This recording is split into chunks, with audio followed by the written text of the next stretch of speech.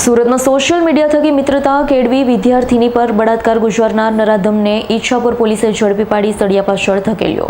સુરતમાં social media અને તેમાં પણ ઇન્સ્ટાગ્રામ, ફેસબુકની મિત્રતા વિદ્યાર્થીનીઓને ભારે પડી જતી હોય છે। સુરતના ઈચ્છાપુર વિસ્તારમાં રહેતી અને ધોરણ 12માં અભ્યાસ કરતી વિદ્યાર્થીનો થોડા સમય પહેલા ઇન્સ્ટાગ્રામ પર નરાધમ સાજીદ પઠાણે સંપર્ક કર્યો। મીઠી વાતો કર્યા બાદ વિદ્યાર્થીને પ્રેમ જાળમાં ફસાવી તેની સાથેના વિડીયો તથા ફોટો વાયરલ કરવાની ધમકી આપી બળાત્કાર ગુજાર્યો।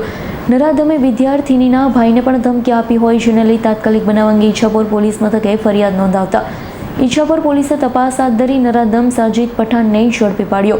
પૂછપરછ કરતા તેણે ગ્લાસની દુકાનમાં કામ કરતો હોવાની કબૂલાત કરી। હાલ તો ઈચ્છાપુર પોલીસે વધુ તપાસ હાથ ધરી છે।